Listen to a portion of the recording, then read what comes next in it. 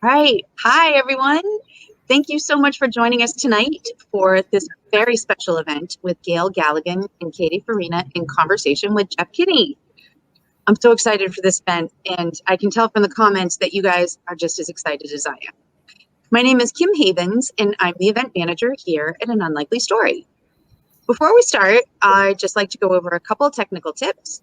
If your picture is blurry, you can click on the help button up on the top right and choose compatibility mode. You'll be on a slight delay and you can turn it back at any time. If you lose your connection or video, just exit out of your browser and then jump right back in and you'll be right back into the event.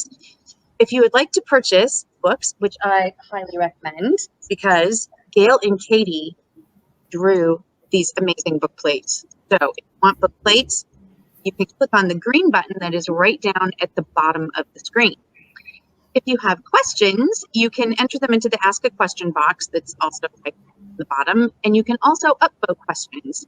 So the most popular questions float to the top. Gale Galligan is an Asian American cartoonist living in Pleasantville, New York. Kind of like Plainville, but it's Pleasantville. They're known for their best-selling Babysitters Club graphic novel adaptations, John and the Impossible Three, Christie's Big Day, Boy Crazy Stacy, and their newest, Logan like Marianne. Gale holds an MFA in sequential art from the Savannah College of Art and Design. When they are making comics, Gale enjoys knitting, reading, and spending time with their roomies, Lemon the Leopard Gecko, rabbits Dipper and Serena, and Patrick the husband. Farina is the creator of the New York Times bestselling graphic novel adaptation of Karen's Witch by Anne M. Martin. She painted backgrounds for She-Ra and the Princess's Power at DreamWorks TV and has also done work for Boom Studios, Oni Press, and Z2 Comics. Katy received her MFA in illustration from the Minneapolis College of Art and Design in 2009. Since then, she has worked in a number of industries before finding her love in comics. She lives in Los Angeles. Both Gale and Katy are brilliant cartoonists, and they bring this much-beloved series and the Little Sisters spinoff to life with their bright palette, expressive characters, and, of course, giggles and humor. Get ready for a dibbly fresh babysitter event. Get ready to say hello to Gale and Katy. They will be talking about their newest books in the series, The Babysitters Club #8, Logan Love Marianne, and Babysitter's Little Sister #2, Karen Roller Skates. So, without further ado, let's welcome Katy and Gale along with Jeff Kinney.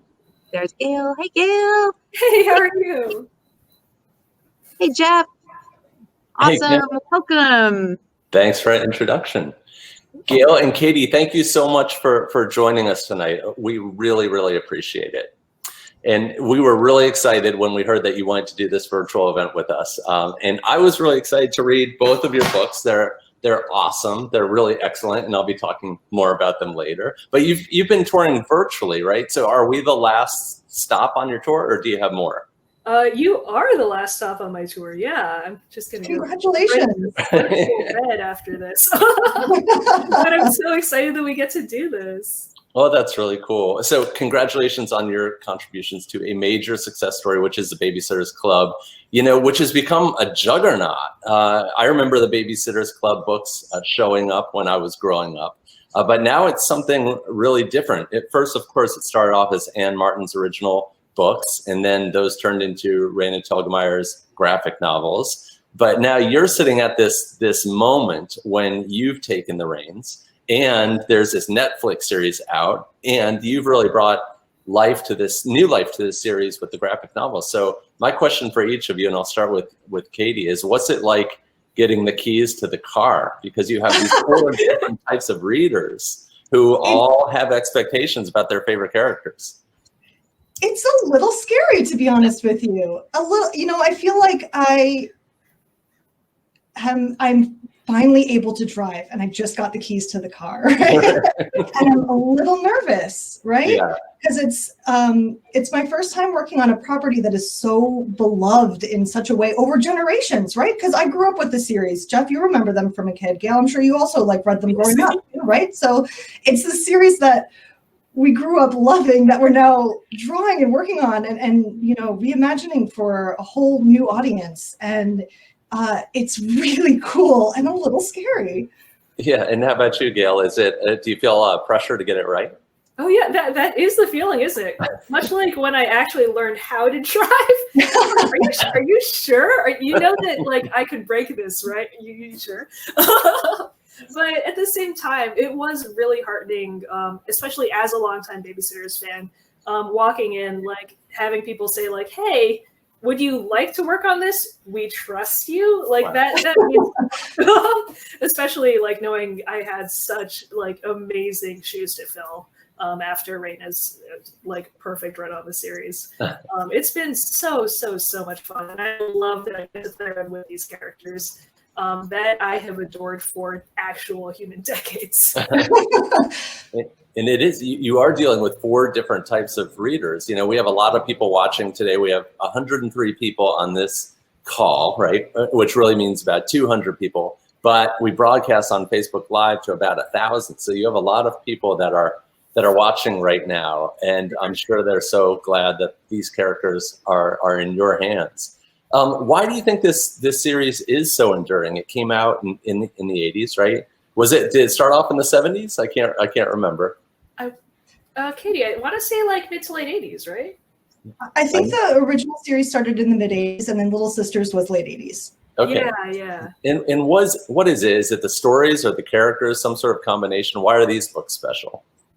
Ooh. Yeah, why don't you go ahead? Yeah, I feel like those would definitely be some key reasons. I feel like for me personally, it was just really cool to pick up these books and get to see different parts of myself in each of these different characters. Like there really wasn't a lot like it at the time that I had experienced, where I could say, oh, like this character is like me because she's really creative and artistic and neat, but also bad at math. But at the same time, I'm shy like this one. And then getting to see all of these people come together and figure out how to solve problems together, like that is a very enduring story structure. And it was also just so much fun. Now, Katie, Gale says that she sees herself in a lot of the characters. Is there one character who's the closest to you?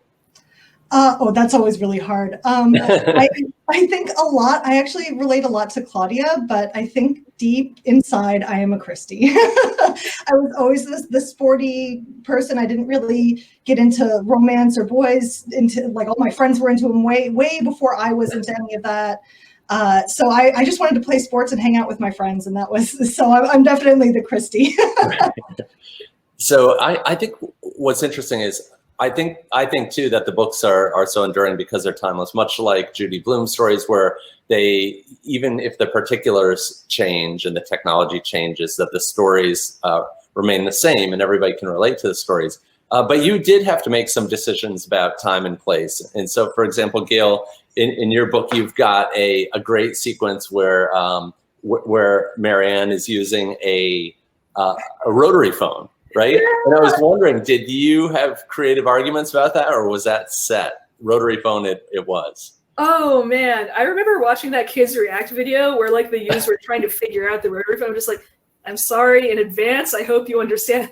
But I was working for that off of Raina's original designs of Marianne's Place, where there was a rotary phone sitting on the table. I figured that at this point, it's kind of like a little cool and trendy, maybe. Yeah. Why not stick with it? And nobody's written to me about it, so I assume it worked out.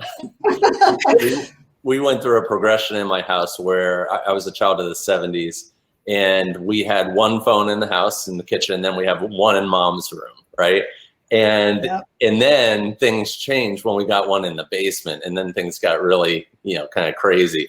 But for a while there, we didn't have the basement phone, and I remember, I think you capture it so well when Marianne is having a call with her almost boyfriend Logan. Spoiler alert, and there's the issue of privacy and the amount of time that you're allowed to spend on the phone. I remember I had that cord stretched all the way from the kitchen all the way into the dining room. It was like frayed because I had to round the bend, but I would try to have my private calls, with my girlfriend in this kind of way.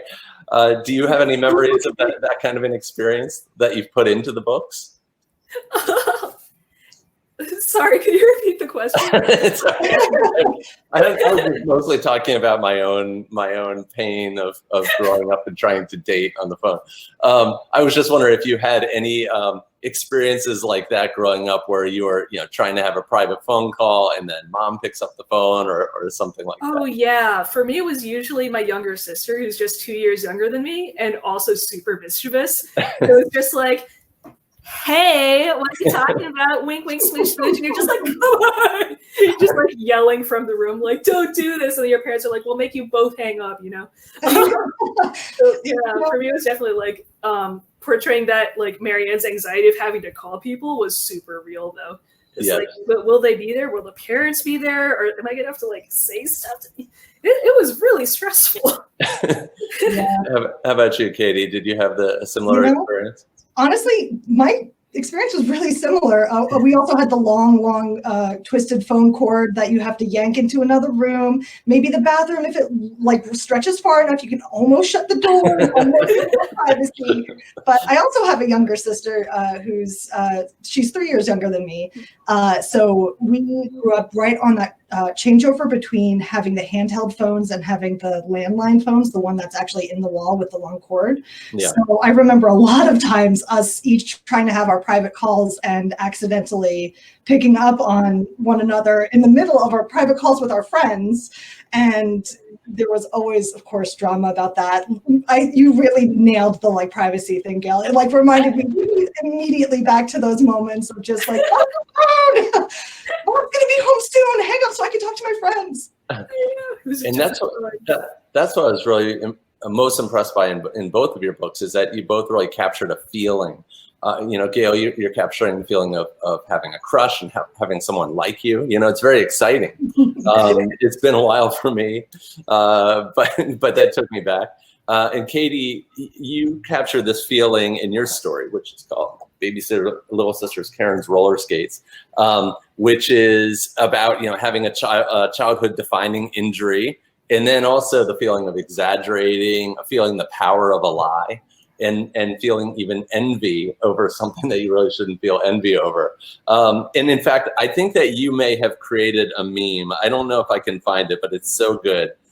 This has got to spread. It's so Karen is about to take off on her roller skates, right? And she says, "Oh no, I left my wrist guards inside," right? And then she says, "Oh well, I really don't need them." Like, I can see that traveling, Kind of like the picture of the dog on fire where it says everything's okay.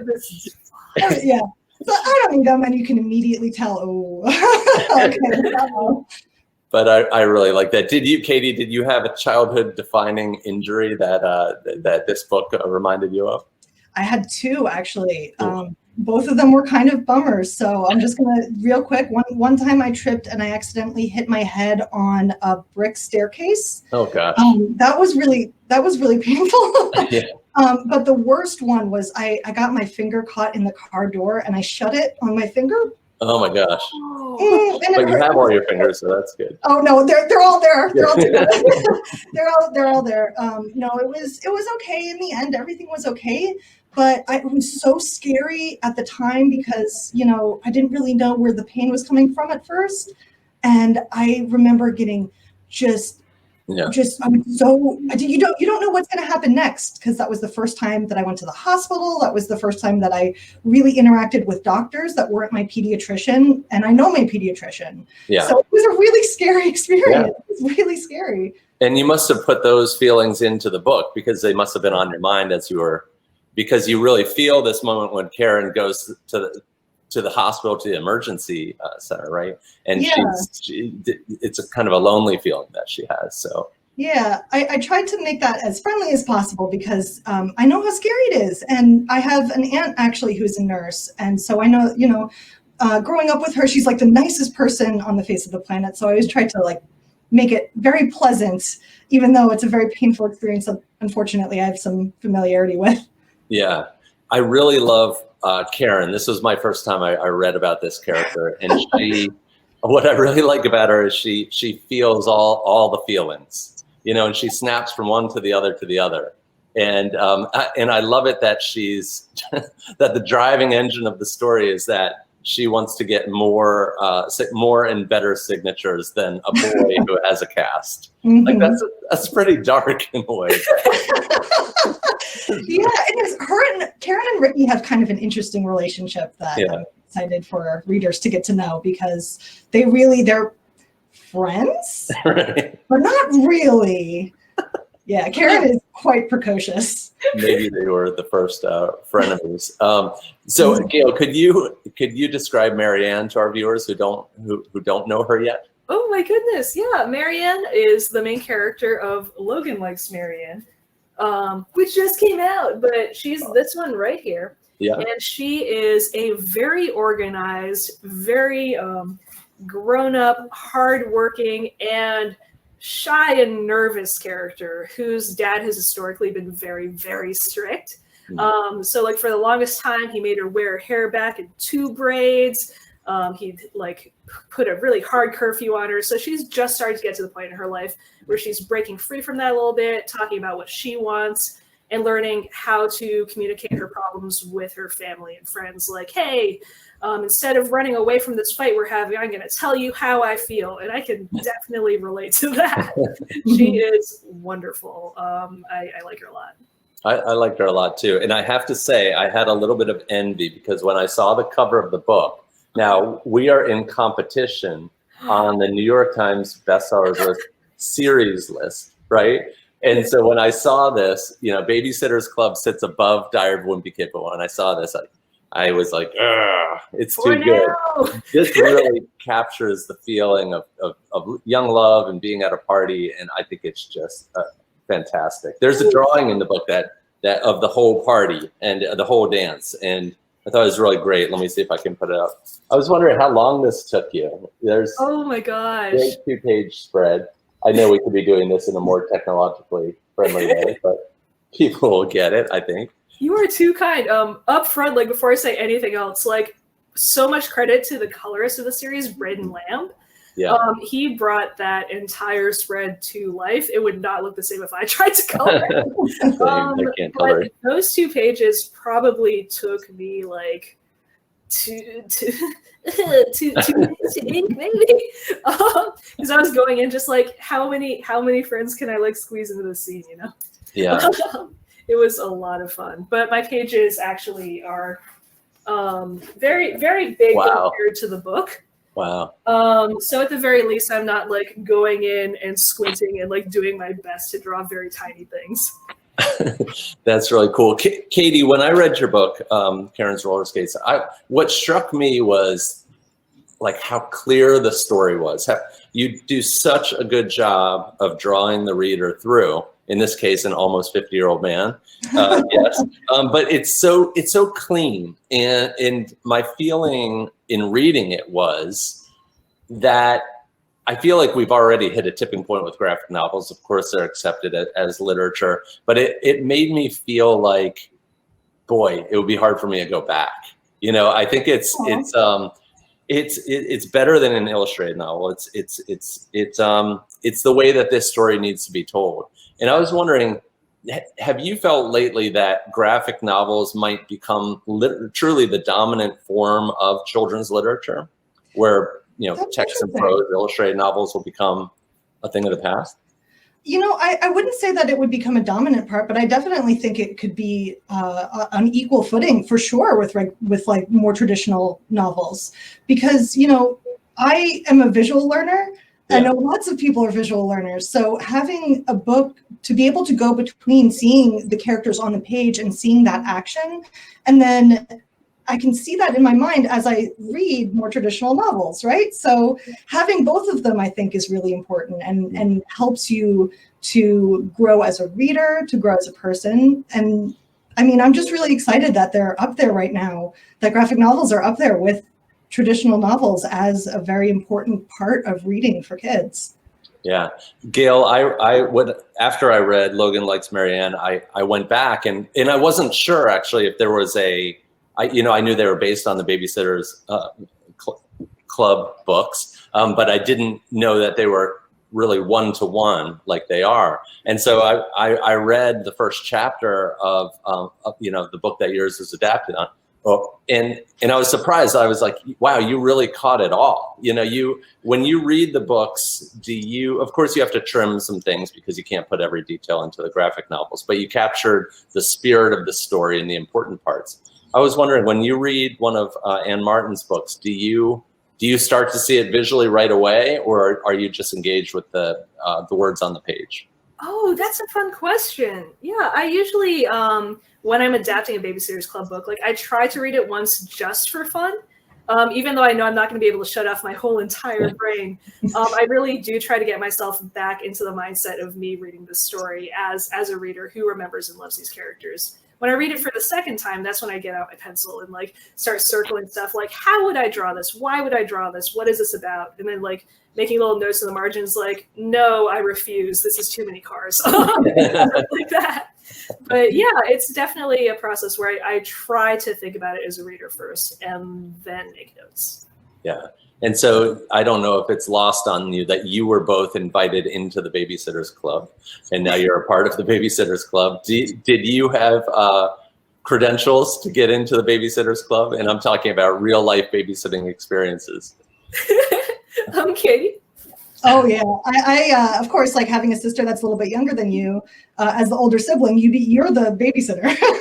You become the babysitter first. But I also grew up in a pretty close neighborhood, so with all of the younger kids there, I ended up being a babysitter, or my friends that were my age in the neighborhood. So, reading the Babysitters Club as a kid, I really wanted to do something like that in my neighborhood because we were so set up for it, right? There were a couple of older kids, and then there were a lot of younger kids, and it just didn't work out.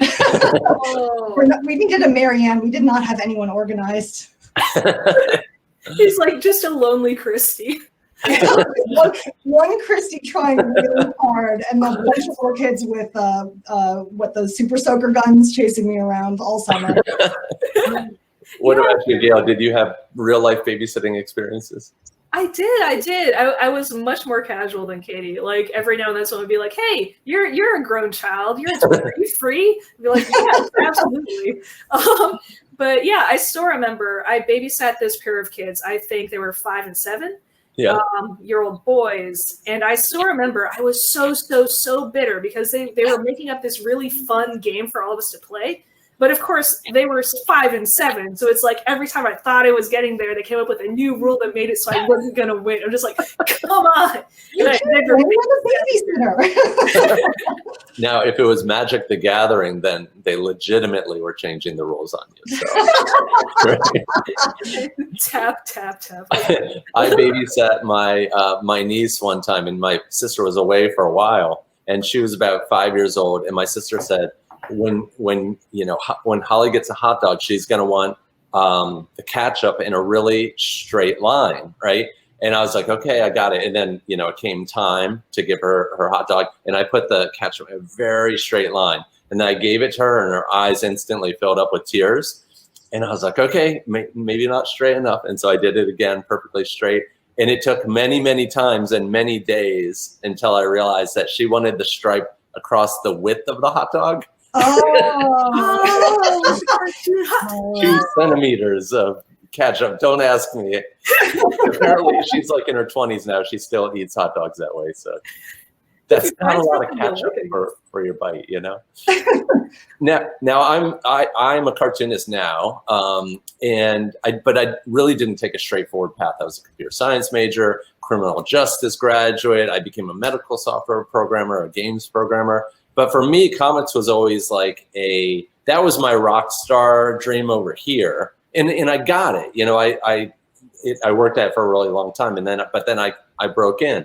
But the two of you had a little bit of different paths too. It seems that, Gale, you went right into it as an undergrad. Is that true? So right out of high school, you went right into this path? I wish. I came in a little bit tangentially where I loved comics like desperately, but it didn't occur to me that they were a thing that people were actually doing as a job. It's like, oh yeah, I'm reading this book. It is completely disconnected from other people. You know what I mean? So I did the next best thing. I went to college starting like for linguistics. drawing comics on the side. Yeah. Made a friend in the animation department and said, that's a thing and I can transfer here. I like pictures and stories. So I graduated from undergrad with a degree in hand-drawn animation. Yeah. What's that? Oh no. Katie, bro. Katie, you're very sorry. There you go. I didn't know that about you, Gale. It's true. Yeah. That was in 2010. To truncate the story very aggressively, I did a lot of temp work after I got out and picked up 2 internships, one for an animation studio that was going way under. People were disappearing every day. It was very exciting. Great. And one for Raina Telgemeier, who lived a few blocks away, and Smile had just come out. And that was the first time I got to see somebody like, oh, you're making comics. I could do this. I want to do this. So a few years after that, I went to SCAD for my master's in comics. That's right. And what's the name of the pizza place there? Because we were just there a few years ago. Oh my gosh. It has a distinct name. You think about that. I will. While we ask Katie. It's like mushroom pizza or something. I forget what it is. Oh. Not magic mushroom, right? Is that what it's called? Are you thinking of mellow mushroom? Mellow mushroom, that's it. Yeah. I was there. So Katie, and you came at it not in a sort of squiggly way as well. Is that true? I came in a very squiggly way. I went to school for illustration, actually. I wanted to draw kids' book, like picture books, and instead of comics. Even though I really liked comics, I didn't really think it was something I would be able to do as a job. I didn't think I was good enough. I didn't think that I would be able to, like anyone would be able to read my books, you know, all of those imposter syndrome things that you think, right? So as I got through my schooling, I actually started to draw comics for fun for myself. You know, having always drawn like little one-pagers about silly things our friends do, you know, all that kind of stuff, right? But I started to create my own stories, actually work on characters, all of that stuff at the tail end of college. Graduated, worked for a tech company for a little while, then somehow ended up stumbling into comics again. That's really cool. And now you're attached to this great series and getting more and more exposure for your work. And you just put out an original book just recently, is that right? I did, yeah. It's called. Did we lose her, Gale? Right when she was about to tell us the name. The suspense will end me. It looks so cute though. Like that style, those colors are so Oh, thank you. And I'm sorry, Katie, you froze on my screen. So what's the name of it again? Your new novel? I'm so sorry. I noticed that my internet kind of hiccuped over here. It's called Song of the Court. And actually, Gale, you mentioned the color work. The colors are by an artist named Ashanti Fortson. And they're so talented. I'm like, I know it seems maybe a little silly because it's my own book, but I'm such a fan of the colors in the book because Ashanti is so talented, and I'm so happy that they were able to work on this book and you know, help out a little bit because like really they're so talented and they made it shine. They really did. Oh, that's really cool. So now I know a lot of people tuned in today to see some drawing, not to just see me talk to you. Is that possible? Can we get that? Can we see you draw? Is that possible? Sure. All right. I don't know how to do this. Do you? You want me to go first? I can go first. I'm sorry. I thought you were trying to ask me how to actually show your screen. No. Katie, let's start with you. Pantomiming over at Gale. Yeah, so and I'll just ask more questions while you're showing us what you're doing. Yeah.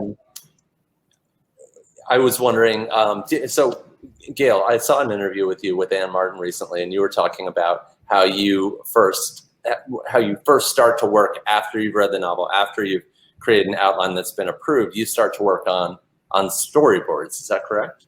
Yeah, basically. They're called thumbnail sketches. Right. Yeah, basically they're just very very small scribbly drawings of what I think the comic is going to end up looking like. Yeah. Like the basic idea is, listen, it's really fun to draw a lot of pretty pictures, but if you realize halfway through that the story isn't working, you're gonna have to crumple them up and throw them away, right? Yeah. So if you get your ideas down first, even if they're as simple as stick figures, you have something to work off of and make sure that the story's going to work as a whole. So that I do that for the entire book. And sometimes my editor is like, is that glove supposed to be Marianne? Yeah, sorry, but it is the first thing that she sees, and then we get to talk about just figuring out how the story is going to go and making it even better before I get to the hard work of drawing it. Yeah. And Katy, we see you. Are you using Photoshop? I didn't see what application you opened. Yes, I'm drawing in Photoshop. This is that way that I draw all of the babysitter books. So I know, Gale, you have those amazing, gorgeous pages. They're so beautiful to draw by hand. And I used to do that. I used to draw all my comics by hand, but yeah. I don't know. I ended up really liking doing it digitally too. And so you're drawing in Photoshop now. The lines look really clean to me, and so I would have thought that you're drawing with vectors, but you're actually drawing, it's bitmap, is that correct? So you're drawing at a really high resolution, right? Yeah, if you can see, this is at 33%. I don't know if you can see it on the application window. So if I make it 100%, you're gonna see, I finish Karen's little ponytail here. She's about to get huge. I love it that there's a story called Karen's Witch. It's just hilarious. So I normally draw pretty small, about this small, I want to say, when I start working on something. And you can see, like, I do a lot of erasing and stuff while I work. Yeah. Do you have do you have like a lot of keyboard shortcuts and things like that, or do you have like a special device that helps you to undo very quickly, or I'm curious about that. I do the keyboard shortcut thing where I have my hand drawing, and then I have my hand off to the side, and I feel a little bit like I'm pirating a spaceship because I'm not looking at the keys while I'm drawing, so I can just draw and not have to pay attention to what my hand is doing. You get kind of used to doing that after a while, right? Yeah. So I just, it's kind of silly because I do feel like I'm piloting a spaceship sometimes. And so, Gale, you use pencil and paper, pen and ink, basically. Is that correct? I wish. No, I actually swap over halfway through.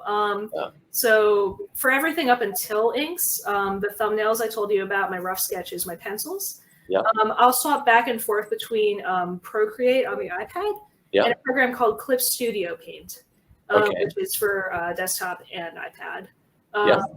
And then I will actually take my finished pencils, which are just like my very tight sketches saying, here's what I want to ink. And I'll print them out onto that big sheet of paper I showed you, flipped backwards. So I can put it on a light box and show through the other side. Oh, that's so smart. I never would have thought about that. That's really cool. Yeah, sometimes Lucy nicely. Sometimes what I'll do is I draw all vectors, right? So what I'll do sometimes if I have to draw an original, like if I have to actually make a pencil and paper or a pen and ink kind of drawing for somebody, I'll take my vectors, make the lines go all the way down to the smallest they could possibly be, print them out, the lines are almost invisible, and then I'll trace over it all in pen. And then and then I make sure that I draw the characters correctly. You don't work in Illustrator, do you? I don't. I can't. Okay. I can't figure it out. I actually use Animate, which used to be called Flash, but I did work in Animate for years, and I haven't found a tool that I like better. So I'm sort of stuck with that. But I keep hearing about Procreate. Can you tell? Because and I think Procreate it's not that expensive. Is that correct? It's reasonable. What, like $10? Yeah. So a lot of kids watching today, and maybe some aspiring cartoonists who are a little bit older, I'm sure they're saying, yeah, sure, I'd love to be able to draw in Photoshop, but that's an expensive application. That's like a commitment. But tell me about Procreate, what that does. Yeah. So Procreate is an app for Apple products. You can actually get it on your phone and get a little pen to draw on your phone with if you want to. Yeah. But it's basically an app designed for people who draw. Yeah. So it has this very clean interface. If you're using the iPad with the Apple Pencil, you can just draw on that. You can tilt it so that, you know how if you take a real life pencil, if you tilt it, you'll get a different type of line.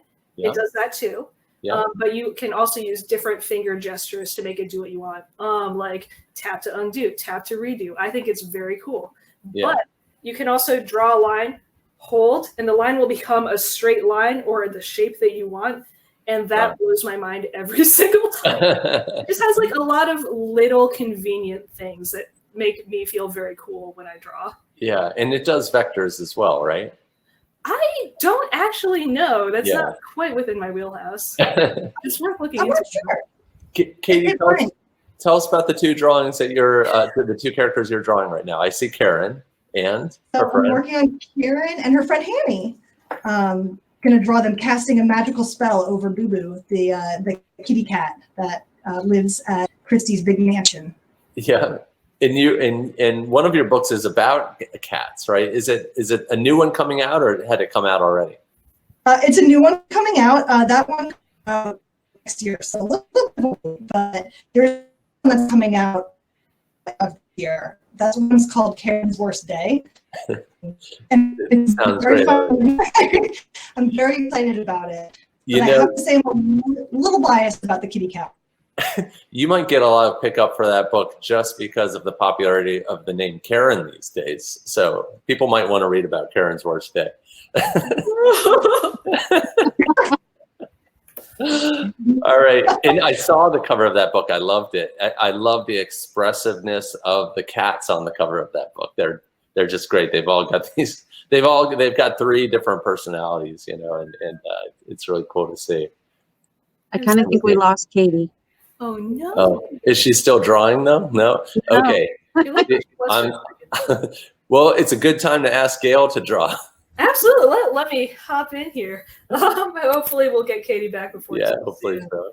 All right, so I mentioned Clip Studio Paint earlier. Yeah. And please let me know if you end up not being able to hear or see me while I'm doing this. Okay. But yeah, so as you can see, this is a program kind of designed for people who make comics specifically. So there's a bit of a learning curve, but I like it a lot. You can see some of my favorite tools over to the left. Yeah. Color bar. Gale, was this Manga Studio before or something? It was. Okay, yeah. Great. I tried to use it. I couldn't. Anytime there's a learning curve, I'm like, I can't do it. And then I abandoned it. I know. Yeah, that's the worst part. Like I had to sit down with this for at least a week to kind of figure out what exactly I could do, like make it do what I wanted. Yeah. But I love that it has tools to just like make panel borders for you or set up perspective rulers. Yeah. Like, that is very convenient. Huh. And I can see, so you're sort of rigging your character in a way, right? You're almost drawing the bones of the character. Is that right? Can you tell us? It is. Yeah. I personally, I find it a lot easier to break characters down into little shapes instead of just starting off drawing them completely fully formed. So I can kind of think about them as 3D people. Huh. Let's see. It's not always going to be perfect, but it does. I never learned how to draw in 3 dimensions, and that's really hurt me. You know, that's why I draw 2-dimensional characters. Like I never got a sense of perspective, and I wish I had some sort of formal drawing lessons, or if I read some of those books that showed you how to do it this way. Did you have any sort of formal training as a kid? No, I took art classes in elementary school, and pretty much, like the only thing I remember there was one day they made us draw just sneakers all day, or all class rather. And I was so bitter about it. Like, why am I going to draw this sneaker? That's so boring. And now I'm looking back at it like that was the best thing I ever did as a 7-year-old. But to push back a little bit, your style is so memorable and clean and nice to look at. Thank you. I think you're great. I used to really like, when I looked at the comics page, and hello again, Katie, we lost you. Yeah, my back. We lost you for a minute. But I used to love, when I looked at the comics page, my eye just went to a few. Beetle Bailey, Big Nate was one that always caught my eye. A few of the others, they just had really clean lines, a lot of white space. I really like BC comics like that. And the more complicated ones, they didn't feel like comics to me. They felt like illustrations, Oh, like Prince Valiant style? Yeah. No hate on Prince Valiant, but so is this and Katie, we might be able to see your desk again. I'm not your desk. Yeah. Can we go back there? Yeah, I can maybe share my screen. Yeah. Okay. Great. Oh, Does that mean we lost Gale's? Because I was enjoying yes. watching. Oh, I can bring it back, but I would like to see how Katy finishes this up. Okay, yeah. Sure. Yeah, let me share again. I think we can only share one at a time, but I'm just about done with my little boo-boo. So Yes. I was saying, Katy, when you went offline, is that I love the expressiveness of the cats on the covers, because they really have different personalities, and you can see them in those in that drawing. Thank you. Yeah, I am inspired a lot by my two cats. Yeah. I have one of them in here. I don't know where he went to, but the other one is Guinness, and she is a very sweet old lady, but she has a very grumpy face. So she just kind of likes to flop and plop around. So I do a lot of like boo-boo expressions based off of her, like her happy face. She's just kind of like. That's funny. Gale, I wanted to ask you one more thing. As I see some kind of emojis, not emojis, but sort of icons here that represent magic and a spell. One thing I noticed in your book is that you had some expressions that I didn't really recognize. They felt like a new language in a way. And I think one time, like Dad is feeling something, and he's got some stars and lines coming out of his head in a way. And I was wondering, do you think that is emoji culture more sophisticated, emoji icons? Is it seeping back into comics in a way? I love this question so much because I absolutely believe that's true. Like, that's all a part of the way we visually communicate, right? Yeah.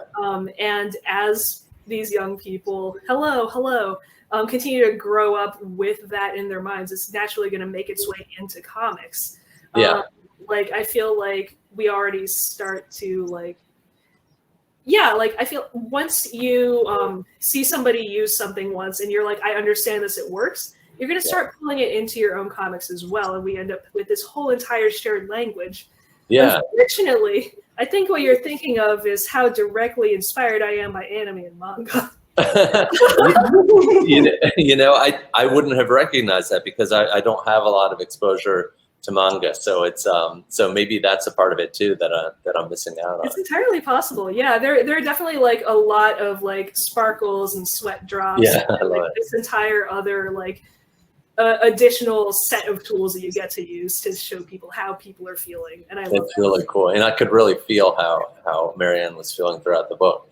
So what we're going to do is I've hogged you both for so long. And I know we have a very active chat going on, and we have a lot of questions. So if we could, I think we have about 10 minutes for questions and answers. Does that work for both of you? Oh yeah. Sure, but okay, I have a question before we start. Gail, can we finish? Can we see your drawing? Of course. Let's see. Yeah, Gale can draw while while you both take questions, if that's okay. Sure. Great.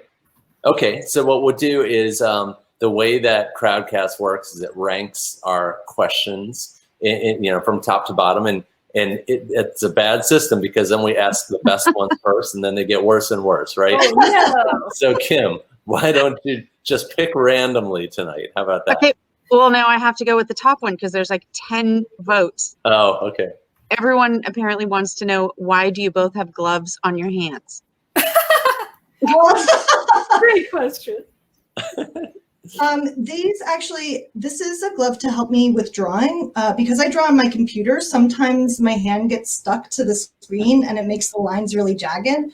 So if I put a glove on my hand, at least on this part of my hand, which is the part that touches the screen, then it'll just glide over really smoothly and it makes drawing a little bit easier. Exactly. Yeah, my hand got all sweaty.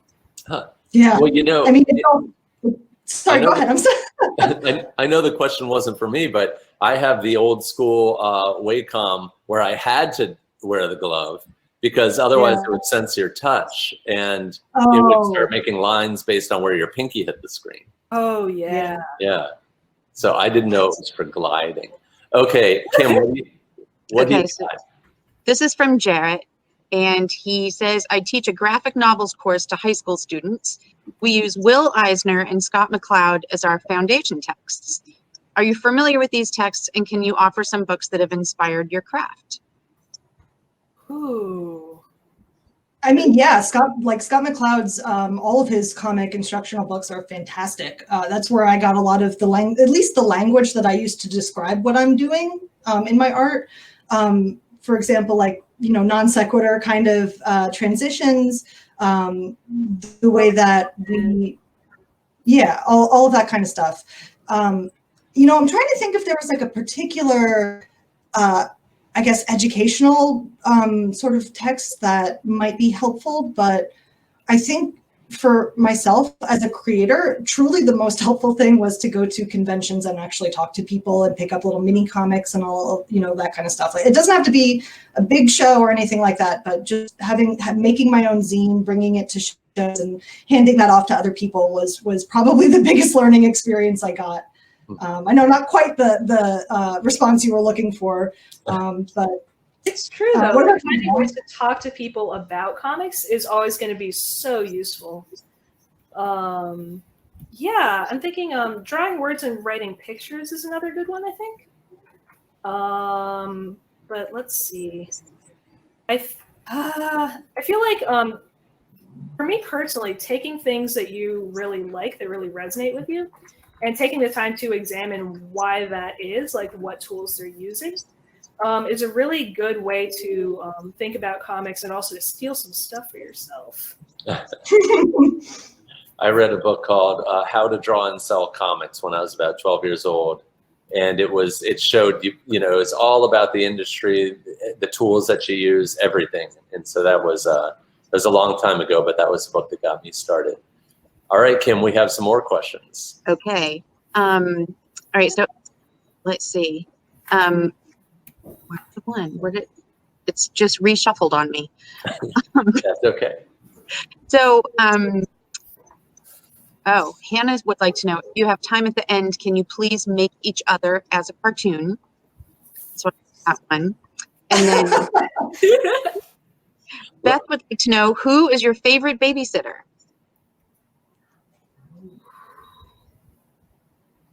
That's a tough one. I need to think about that. Gale, do you have one? It's gonna have to be Claudia. I know you're very surprised. But like, even if I don't feel like I always am a Claudia, I really love just how creative she is and how she can wear her entire self on her literal sleeves without being, super nervous about what anybody thinks. Like, she's just there to have a good time and to show her own creative spirit, and I really admire that. Yeah, I know.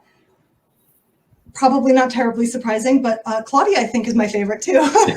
Really, she has this kind of confidence about herself in her creativity that I really aspire to, because I find that part of myself lacking in a way that when I see her be so confidently herself, she knows exactly who she is. She knows the kind of art she wants to make. She knows the kind of fashion that she likes. And that is so inspiring to me. I really like that. And I love that confidence about her. Yeah. It's really cool. And Kim, why don't you go for another question? Okay. So, and I'm getting this question and I keep losing it. And I'll ask Katy, can you draw Gale while we're talking? Sure. Oh, that's a good idea. Gale, I'm sorry for whatever. Okay. So, with 7 votes for both Katy and Gale, and I would add Jeff in there too, what is your favorite book? Ooh, That's a hard one. that is a really hard one. I can't answer that one. Oh my gosh. I'll go with The Hobbit because it's easy. I accept that as someone who's named after an elf queen. Thank you. That's great. But, oh my gosh, there are a lot. But right now, I'd probably say Jen Wang's Stargazing. It's just such a beautiful and resonant graphic novel. I could reread that every single day. Let me see if I have that. Oh, I'm still trying to think. That's a really good but very hard question. It is a hard question. The book series that I always go back to is his Dark Materials trilogy. So good. That is so good. I grew up with that one. I really liked Pokemon and Digimon at the time. So like the fact that you could have like a little partner that was an animal I, of course, loved. What more could you ask for? No. Have you read the new ones? I've read the first one. I have not read the second one yet. It's supposed to be amazing, according to Leo. Ooh, I gotta check it out. You do. Gale, can I draw you as a little kitty cat? What's that? Can I draw you as a little kitty cat? Please do. Oh my goodness. I never Okay. thought I'd be asked this question. I'm so happy. I just I think really that's want what wins the night. I like drawing cats. I mean, I know what I'm about. Okay, so Stacy wants to know, do you write the words also or just the illustrations? If so, which is easier, the writing or the drawing? And how long does it take to finish? Ooh. Oh, a triple question. That is a triple question. Why don't we go for Gale there? Gosh, yeah. For me personally, I feel like with comics, those two things go together. It's not really one or the other for me. Although the part where I'm like trying to think in words, like people are saying things, story has to happen, that is more complicated, and I can't listen to podcasts while I like type out what I'm trying to say. So I love them both really, but the planning part definitely takes more brain power and effort, and I will go to bed like, That's really cool, Katie. Amazing. Oh my God, I'm thank you. loving the kitty cat. All right, Kim, give us another question. Okay. Let's see. Devin would like to know, what is your favorite Babysitter's book? Ooh. Do you have one, Katie? Oh. All right, I had to start drawing to think about this again. This favorite question. You know, I'm not really sure. I don't know that I have a favorite. I mean, they're all so unique and special in their own ways, and they all feature a different babysitter, and all of them are great. Even though I love Claudia, like picking a favorite is so hard.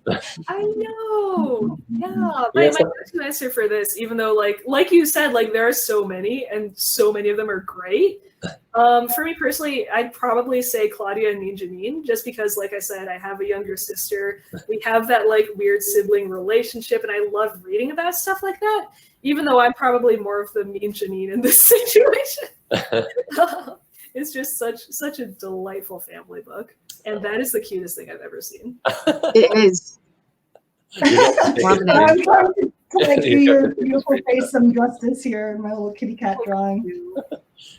Now the thing I want most in the world is myself drawn as a kitty cat by Katie. One thing I was really surprised by in your story, Gale, was that it's sort of a happy story almost all the way through, and then it has a happy ending. Like I was sort of sad because I thought something was going to go wrong for the poor girl, and it's not that kind of story, and I appreciated that. Like if you're watching something on Netflix, there's always going to be some dark turn, and nobody can ever just be happy. That is a funny point, though. Yeah, you start to get used to like that twist at the very end. Yeah. And then Sabrina the Teenage Witch went straight to hell. Like that. It's so funny. Okay, so we have to ask this question because it is from Raina, or Rain, R-A-I-N-E, and also has 7 votes. So what's your favorite episode from the Babysitters Club Netflix series? Ooh, Camp Moosehead. That one I knew right away. Right? It's like you had me at the special where people travel and do something exciting. Yeah. Yeah, I mean, although I did like the episode that had the Boy Crazy Stacy stuff in it. That I'm like blanking on the title of that episode, but yeah, it was great. Oh, those are so much. I'm done with my little Gale. That's awesome. That's so really cute. good. Thank you. That is so cute. Send that to me later. All right. And Gale, can you? That's awesome. Can you take control and draw Katie to finish us off? I would love to. Great. Sure. And we have some more questions that came in. So Kim, do you see one that's They're special? kind of- appealing? when did you start writing and making illustrations? And that's from Reese, and Reese also voted for Claude. Ooh. I know I started drawing when I was a teenager, actually. I started drawing when I was like 13 or 14. And that's because I found manga, actually. I discovered manga. That was when manga was just starting to be brought over to America. So it was a whole new form of comics that I was not used to. I was used to the Sundays, the Sunday funny papers, right? Where that was like the best part of the week, where you get the newspaper and take out the comics. So seeing this like completely different set of language to describe, as Gale said earlier, like these all different emotions, I found that really inspiring. And that's kind of when I started to draw more and come up with my own little ideas, little characters and stuff. I love that so much. What were your OCs like? Were they like magical stories? A lot of them were self-inserts. I was really into Inuyasha and Ranma at the time. So I had my half-demon character, because Inuyasha is a half-demon. He was a half-dog demon. I was a half-cat demon, of course. So it was a lot of self-inserts as a kid. I wanted to travel to those places, to all those different like worlds, and meet all those characters, and drawing myself in that world felt like the most easily accessible way. I feel this so much. Yeah. That's awesome. Reese says, cool, you make me want to start making comics. You should. Comics are so much fun. And it doesn't, you know, I started this off by saying I didn't want to draw comics because I felt too scared to. I felt like I wasn't good enough, but you're good enough. I promise. You're so talented already. It doesn't matter. Just start drawing comics. You will learn so much more by starting now, and just make a bunch. That's really wonderful advice. And we have come to the end of our hour here. And I did want to say to both of you, first of all, thank you for coming out tonight. Thank you for carrying the torch for the Babysitters Club books, because they're great books. You're making a lot of kids happy with your work, and you're increasing graphic novel literacy. You're introducing a really great cast of characters to a whole new generation of readers. So thank you. Gale, congratulations on the end of your tour. And Katy, yeah, congratulations. I can't wait to read your latest book, your original work. Thank you so much. This was really nice.